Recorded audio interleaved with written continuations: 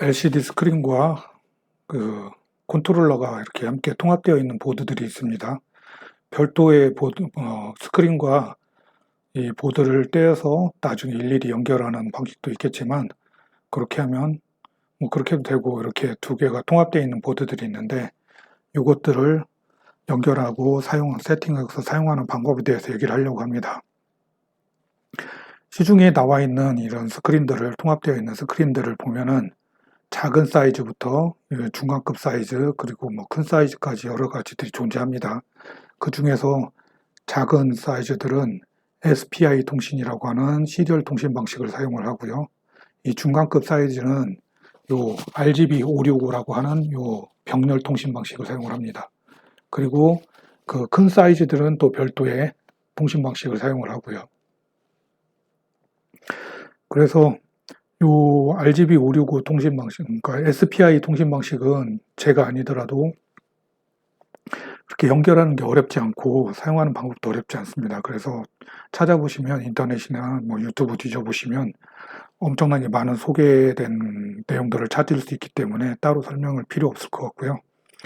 근데 이제 저도 이걸 하면서 RGB565에 대해서, RGB565로 설명된 것들은 찾아보기가 꽤 힘들었고, 그것도 또 각 회사마다 또 달라가지고, 그거를 제가 구입한 보드를 활용하는 데까지 엄청나게 많은 애를 먹었습니다. 그나마 이 오른쪽에 보이는 일렉크로사의 제품을 사서 해보기 전까지는 이 웨이브쉐어사의 제품은 거의 감도 못 잡았고요. 일렉크로사 거를 성공시키고 난 다음에 그 다음부터 감을 잡아서 이 웨이브쉐어 거를 겨우 해낼 수 있었습니다. 그래서 저처럼 고생하시지 말라고 설명을 하고자 합니다. 얘네들은 어떤 식으로 사용을 하냐면, 이 화면상에 이렇게 보여지는 이런 것들을 만들어주는 프로그램이 있습니다. 스퀘어라인 스튜디오라고 여러 가지 프로그램이 있겠지만, 이게 좀 무료로 사용할 수 있는 프로그램이고요. 개인 사용자의 경우 무료로 사용할 수 있는 프로그램입니다. 그리고 뭐 이제 아두이노 IDE나 뭐 다른 프로그램들을 사용해서 프로그램을 할 수 있고요. 이 작화 툴, 요 스퀘어라인 스튜디오에서 이걸 인터페이스 하는 거는 LVGL이라고 하는 라이브러리를 통해서 그 인터페이스를 하게 됩니다. 그래서 이 안에 스퀘어라인 스튜디오, 그 다음에 뭐 LVGL 그런 내용들이 다 같이 들어가게 되겠습니다.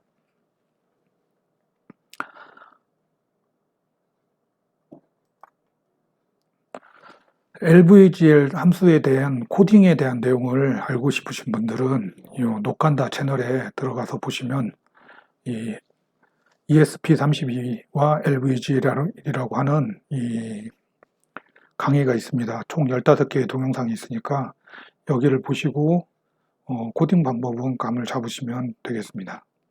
저도 이거를 같이 배워나가고 있는 입장이기 때문에 코딩 방법에 대해서는 제가 뭐 설명할 수 있는 실력이 안 되고요. 코딩 방법은 요 노칸다 채널에서 학습을 하시길 추천드립니다. 이거를 구입을 하시려고 하면, 지금 이게 일렉크로사의 예인데, 보시면은 쉽게 볼 수 있는 것들을 보면 2.4인치부터 여기 7.0인치까지 크기별로 쭉 다양하게 있고요. 그리고 세세하게 내용을 한번 보겠습니다. 2.4인치에서 4.3인치까지 일렉크로사의 제품을 보면 해상도가 320에 240, 그러니까 긴 쪽이 320이겠죠. 그리고 짧은 쪽이 240의 해상도를 가지고 있고요. 조금 큰 것들은 480에 320, 480에 272의 해상도를 갖고 있습니다. 그리고 이제 제가 설명하려고 하는 거는 800에 480, 800에 480, 요 해상도로 넘어오게 되면은 얘네들은 SPI, 시리얼 통신을 사용을 하는데, 요 해상도로 넘어오게 되면은 16비트 RGB565라는 병렬 통신 방식의 인터페이스를 사용을 합니다. 그리고 이걸 구매하실 때 잘 봐야 되는 게 터치 스크린을 어떤 식으로 제어하는지입니다. 보면은 저항 방식의 터치 스크린을 사용하는 거하고, 그 다음에 이 정전식의 터치 스크린을 사용하는 방식 두 가지가 있습니다. 저항 방식은 화면이 손으로 건드려 보면 좀 부드럽습니다. 말랑말랑한 재질로 되어 있고요. 이 정전식 방식은 화면이 딱딱합니다. 유리나 강화 플라스틱 같은 그런 느낌이 드는 그런 재질로 되어 있고 눌러도 들어가거나 하는 느낌이 없습니다. 사용을 해보면 이 정전식 방식이 훨씬 정확하고 반응도 훨씬 빠릅니다. 이 저항 방식은 말랑말랑한 그 표면이 살짝 변형돼서 들어가면서 변하는 저항값을 감지를 하는 것 같은데 반응도 느리고 정확하지 않았습니다. 반면에 이 정전식 방식은 표면이 뭐 변경되거나 그런 거 없이 빠르게 반응을 했었고 훨씬 더 정확했고 그 뭐 5점까지 동시 지원을 한다고 하는데 뭐 그런 걸 사용할 프로그램사에서 뭐 그런 걸 해본 건 없고요.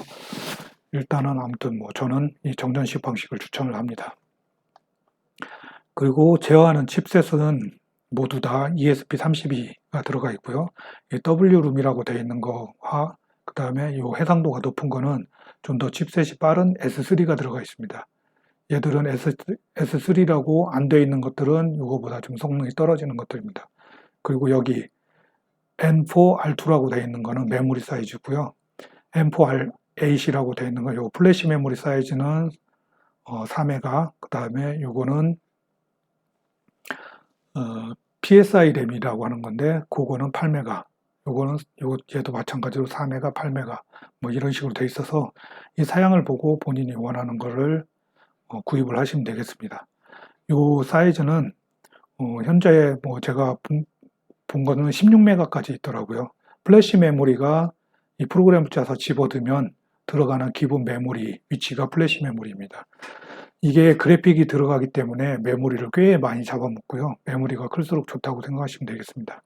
이 기본 플래시 메모리와 PSI 메모리는 PSI 메모리가 훨씬 더 속도가 빠르다고 합니다. 그래서 나중에 세팅을 할 때 PSI 메모리로 프로그램을 집어넣을 수 있고 뭐 그런 세팅들이 있습니다.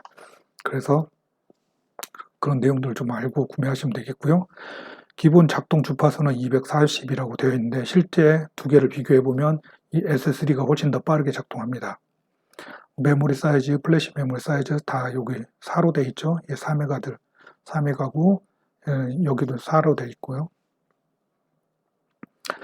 그리고 PS램이 여기 보시면 R2로 되어 있어서 얘는 2메가, R8이니까 얘는 8메가, 얘도 8메가 이런 식으로 구성이 됩니다.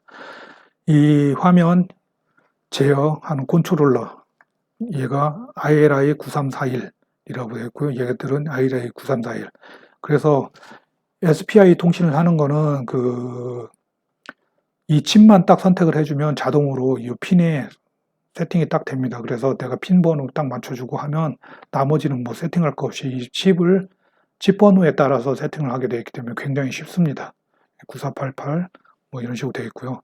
얘는 칩 번호가 있기는 한데 나중에 이제 하다 보면 이 칩 번호가 아무 의미가 없습니다. 의미가 없고 일일이 다 GPIO를 맞춰줘야 됩니다. 그래서 어렵습니다. 스크린은 TFT 방식이고요. 그 다음에 인터페이스는 얘는 뭐 SPI 통신 사용한다 그랬고요. 얘들은 SPI 통신. 그 다음에 터치 스크린은 전부 다 I2C를 사용한다고 생각하시면 되겠습니다.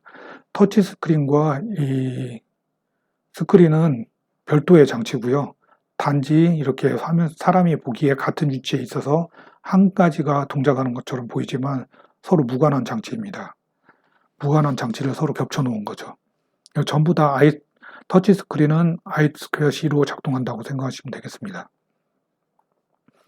그 다음에 이 정도. 그래서 구매를 하실 때 원하는 용도에 맞춰서 선택을 하시면 되겠습니다. SPI 통신 방식을 사용하는 거에 뭐 기본 방식입니다. SPI 통신은 이 TFT ESPI라고 하는 거에서 딱 그 파일을 열어서 보면 칩을 선택하게 되어 있습니다. 그래서 인터페이스 하는 칩을 선택을 해주면 뭐 웬만한 건 자동으로 다 세팅이 되어 있기 때문에 뭐 별도로 추가로 세팅할 게 없습니다. 없다. 거의 없는 거와 마찬가지다라고 생각하시면 되겠습니다. 그것들 중에 인터페이스를 하는 프로그램 중에 기본적으로 세팅을 해서 사용하는 거는 TFT ESPI라고 하는 요 라이브러리로 되어 있고요. 그 다음에 제가 구입을 한 보드가 공교롭게도 하나는 TFT ESPI를 사용을 했고 나머지 하나는 로비안 GFX를 사용을 했습니다. 유튜브를 쭉 찾아보니까 로비안 GFX가 이거보다 성능이 더 빠르다고 하더라고요. 이 웨이브 쉐어 같은 경우는 TFT ESPI를 사용을 했고요. 로비안 GFX, 일렉트로 제품은 로비안 GFX를 사용하고 있었습니다. SPI 인터페이스를 사용하는 방식은 작화 툴에서 인터페이스를 그립니다. 그리고 거기에다가 이벤트, 마우스를 클릭하거나 화면 전환하거나 하는 것들을 서로 연결을 해주고요. 그 파일들을 출력을 합니다. 출력을 하면 중간에 이 라이브러리가 아두이노나 ESP32 프로그램하고 서로 연결을 해주고요. 나중에 프로그램을 서로 조합을 한 다음에 그 해당 컨트롤러로 다운로드 시켜서 컴파일하고 다운로드 시키면 실행이 됩니다. 그때 스퀘어라인 스튜디오 이 작화 툴에서 보면은 익스포트 하는 메뉴가 두 가지가 있습니다. 하나는 템플릿 프로젝트가 있고 하나는 UI가 있는데 이 템플릿 프로젝트는 보드를 온갖 갖가지 보드들에 다 세팅이 다 들어가 있습니다. 그거에 맞춰서 파일이 출력이 되고요. 그 다음에 UI는 내가 그 화면상에 그린 그런 그런 인터페이스만 갖고 있습니다. 그래서 TFT ESPI를 쓰든 SPI를 쓰든 RGB565를 쓰든 이 템플릿 파일을 가지고 내가 원하는 보드로 세팅을 하게 되면 되는데 TFT ESPI는 이걸 받아서 그냥 거기에도 몇 가지 수정하면 바로 쓸 수 있는 반면 RGB565를 쓰게 되면 여기에서 다운로드 받아서 그걸 일일이 수정을 해서 사용한다는 게 굉장히 어렵습니다. 그래서 RGB565 같은 경우는 제조사에서 이걸 만들어서 준 거를 가지고 그 파일을 가지고 그냥 수정을 해서 내 거에 보드의 세팅을 맞춰서 사용을 한다고 보시면 되겠고요. 그래서 RGB565를 쓰는 경우는 이 메뉴는 거의 사용할 일이 없다라고 보시면 되겠고 SPI 방식을 사용하는 경우만 필요에 따라서 이걸 해도 되고 이걸 해도 되겠지만 마찬가지로 TFT ESPI를 쓰는 경우도 SPI 통신을 쓰는 경우에도 이걸로 출력을 내보내서 쓰기만 하면 되는 겁니다. 이건 한번 세팅하면 끝이니까요. 자, RGB 타입 인터페이스를 쓰는 경우는 마찬가지입니다. 하는 방법은 동일하지만 스퀘어라인 스튜디오에서 작화 툴에서 UI를 다 그리고요. UI를 익스포트하고 그 다음에 각가지 UI들을 통합을 시켜줍니다. 통합을 시켜서 코드를 하나를 만들어 주고요. 그 다음에 아까 그 위에서 이 기능을 안 쓴다고 그랬죠. 쓸 수가 없습니다. 사실상 이 기능이 무의미하고요. 이 기능 대신에 제조업체에서 준 코드하고 내가 만든 여기서 보낸 코드하고 같이 섞어서 통합된 코드를 하나를 만들어 주면 되고요. 그 중에서 이벤트나 그런 것들을 다 통합을 시켜줘야 됩니다. 근데 제조사에서 준 코드는 데모 파일이 돌아갈 수 있는 코드 그런 것들이 다 섞여 있기 때문에 그 중에서 이 제조회사에서 준 그 코드를 일부는 주석 처리해주거나 삭제해주거나 해야 됩니다. 그렇게 해서 세팅을 해준 파일하고 내가 만든 코드는 UI init라고 하는 이 함수부터 시작해서 돌아가거든요. 그래서 이 함수를 내가 원하는 셋업 펑션 안으로 밀어 넣어줘야 됩니다. 그렇게 하고 컴파일하고 런 해주게 되면 실행이 되게 되어 있습니다.